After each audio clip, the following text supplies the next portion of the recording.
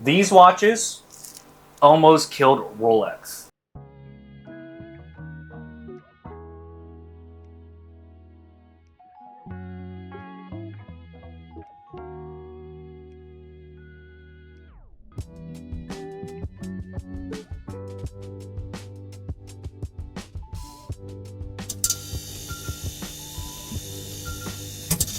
So, you brought us some very interesting watches. Can you explain what you brought in for us today? I brought in a King Quartz and a Grand Quartz. At the time, the nicest quartz watches ever made. Give some background, 1969, Seiko dropped what was called the Seiko Astron, right? It's the world's first ever quartz wristwatch, right? And essentially, the way that a normal mechanical watch works is it has a, mechanics inside of it that rotate this kind of spring, and then they use that to move the seconds hand to tick the watch, right? Quartz, on the other hand, what it has is it has a quartz crystal. Okay. And they make that what they found out is quartz vibrates at a very specific frequency, and they can measure that vibration to be able to tell, how long a second is, right? If you spend money on a nice Rollie, you're balling out of control, you got a nice Rollie, then you could have a watch that was within, plus minus 2 seconds a day, right? But that means in 1 month, you're losing a minute worth of time, so you need to readjust it, every once in a while to get it back on time. But then Seiko dropped these quartz watches, right? And quartzes aren't out by 2 seconds a day.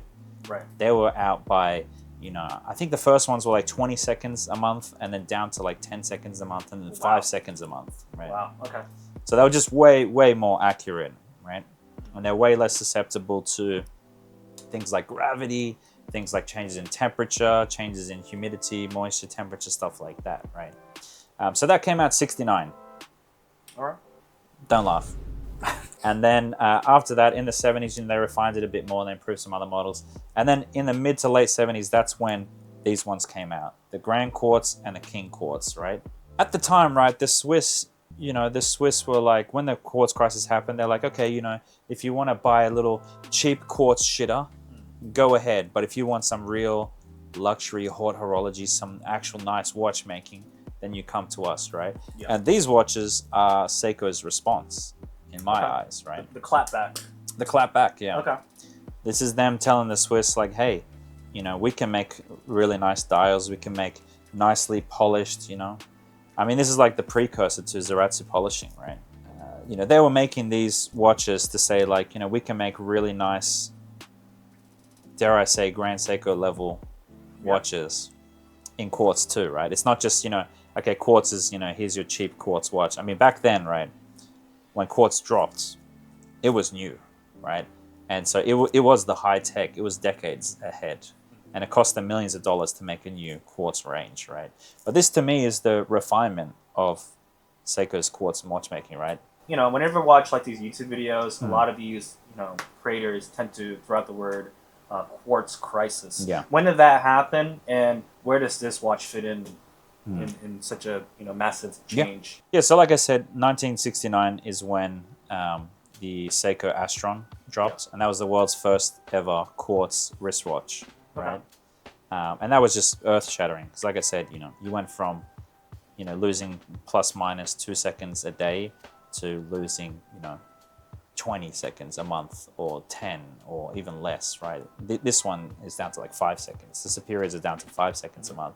So if you're a buyer, if you're a guy, in the 1970s, and you're, looking do I spend all this money on a Rolex, and it's, out of time by 2 seconds a day, or I can get this nice Seiko Astron and it's way more accurate, right? Right. And so that's where it became a crisis for the Swiss brands. And a lot of those Swiss brands, to be clear, Seiko was the Grim Reaper back then, right? It was out there killing Swiss brands left and right because they couldn't compete. Yeah. So a lot of them, we saw those brands like the Del Bana and some of these other ones that, they were popular. At the flea market, At the flea market, yeah. They were popular in the 30s, 40s, 50s to the 70s. And the quartz watches hit, and then their customer bases, you know, we're not so interested in them anymore. Did these two watches come out around the same time? Is the King Quartz the precursor to the Grand Quartz? What's going on with that? Yeah, so basically the way that Seiko ran back then, I don't know if they run like that these days, but they used to have two competing factories, Okay. right?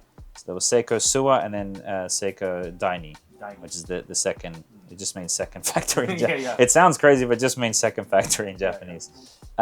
So what they would do is, you know, throughout at the start of the year, they would just compete throughout the year. They do their own R&D, they do their production and stuff like that. They release models, etc.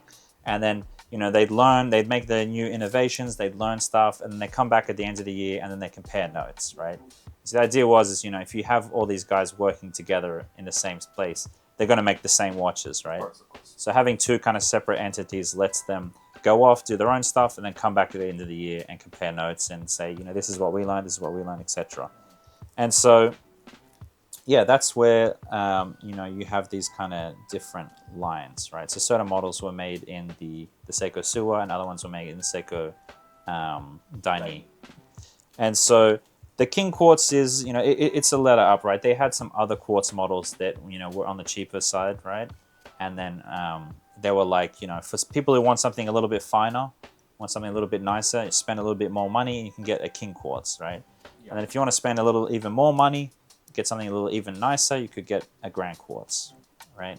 So it was like you were stepping up the Seiko ladder of success. Yeah. Seiko ladder of success. Yeah. This is if you just got this is for your summer bonus and this is for your year-end bonus, you know what I mean? I see what you mean. Yeah. If you're a Japanese businessman in the 70s. Yeah, so... how expensive was it? This Grand Quartz dropped at 150,000 yen in the late 70s. To put into perspective, like a brand new date just around that time was like 100,000 to like maybe 150,000 for the nicer ones. So you're saying this is more expensive than a Rolex? This was more expensive than a Rolex at the time. But even now, like your standard Grand Seikos are mostly cheaper than even just a normal date just or a normal Oyster Perpetual. And then these ones, the King Quartzes were used around 50 to 100,000. So, you know, it depends a lot on the model and stuff like that and, you know, what actual stuff that happened. But some of the reasons why this one was so expensive is because of this absolutely gorgeous diamond dust dial. Yeah. So the way they do it is they take some diamonds and then they crush them in order to make diamond dust. Right.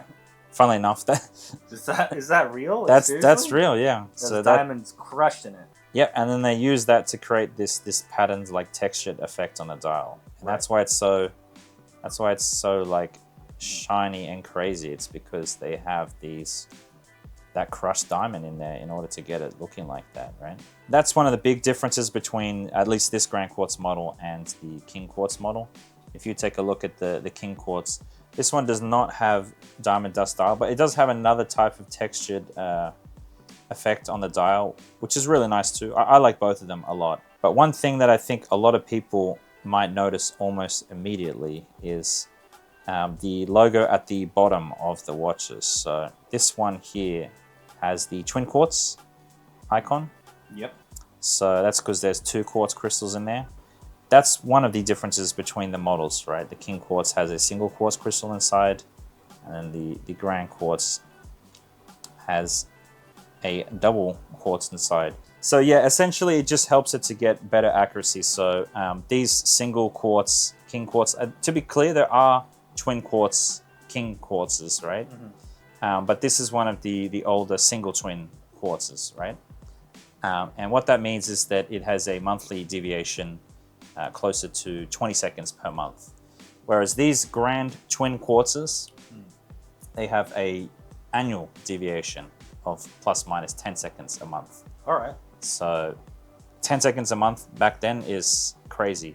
That means when this was launched in 1979, it has the same annual deviation as a new Grand Seiko Quartz, 9F Quartz in 2025. There are some special models of Grand Seiko Quartzes that come out in that have plus minus 5 seconds a year. But your standard Grand Seiko Quartz now and this have the same accuracy 50 years apart. And so that's where your extra money went, right? Getting that second crystal, making it a lot more accurate, right? Yeah, I'd love to Nodding. see like a re-release of Yeah, this for sure. with like Seiko, because interestingly enough, Grand Seiko do mention these on their websites as part of the history. I think the best thing you could say, the summary for these watches are that these are the precursor to Grand Seiko's high accuracy quartz, right? Okay. So this is the history that came. So on their actual website, you can see they have a list of all of the models and their monthly and then annual deviations. So these are kind of like the steps. Like you can see here, the difference between the 75 with the single quartz and then the 79 with the Grand Twin quartz, right? And so you're kind of seeing the evolution over time. When they drop the Astron, they're like, this is our new groundbreaking technology, right? Yeah. And then slowly over time, they started to improve it and improve it. Some other cool features, I think a lot of people are not aware. Newer watches come with a dual date wheel, dual language date wheel. Not all watches, but a lot of Seikos come with a dual language date wheel, right? But back in the 70s, it was not a common feature at all. I see.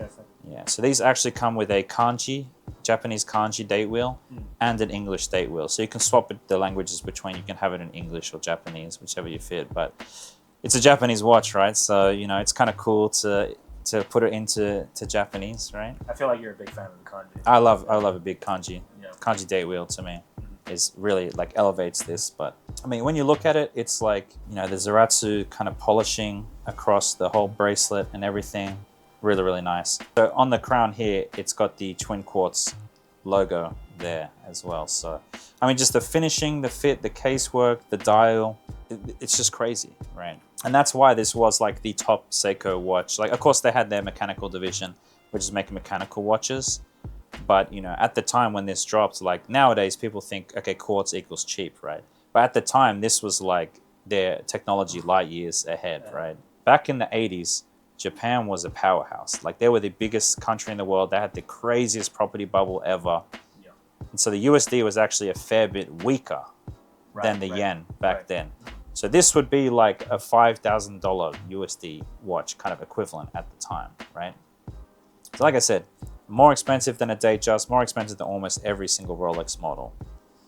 And yeah, just lost the time, an underrated gem. Very hard to find, with the original bracelet not completely scuffed. It's literally like a time capsule, you know what I mean? Because I've seen a lot of these.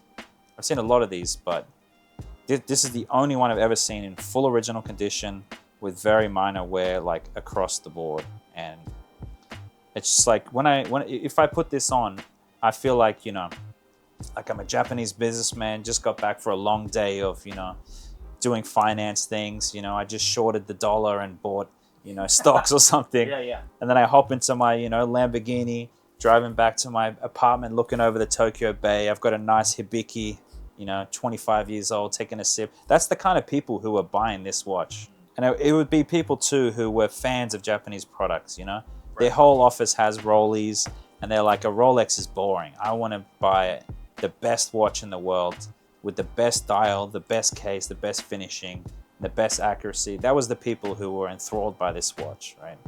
Maybe not this one, because this one's probably sat in a safe or in a store for like the past 50 years. But yeah, I mean, it's just that era of watchmaking for Japan was just, that was when Japan was at its peak craziness. Like the real estate bubble was going crazy. Everyone was making money hand over fist, right?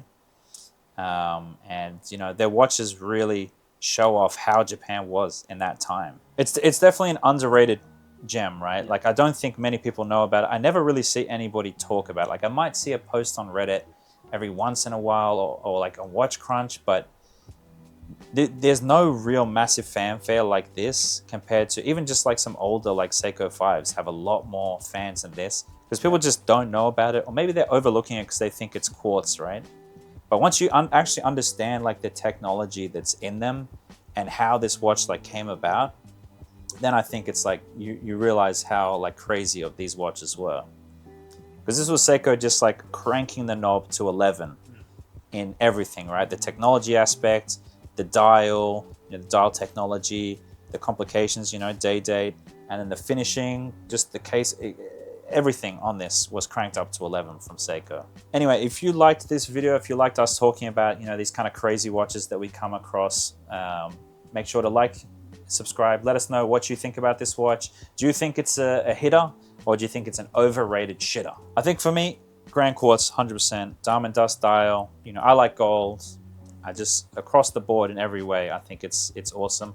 I do like that one. It's got that kind of hammer finished bracelet kind of looking effect going on there. It's really nice. We want to know in the comments which ones you prefer. Are you more of a King Quartz, more of a Grand Quartz kind of guy? You know, which one do you think is better out of these two? Yeah, so if you like these two watches, go to our website, thejapanesefactory.com. You can find the watches there. We also have a ton of other watches. You like anime watches, you like collab watches, you like other vintage watches, check them out. And then if there's something that you want that's not on the website, put in a custom request and our ninjas will scale all over Japan to find it for you. And even if these watches are gone by the time you watch this video, we'll probably be able to source some more. So let us know in the custom requests, and yeah, we'll handle it for you.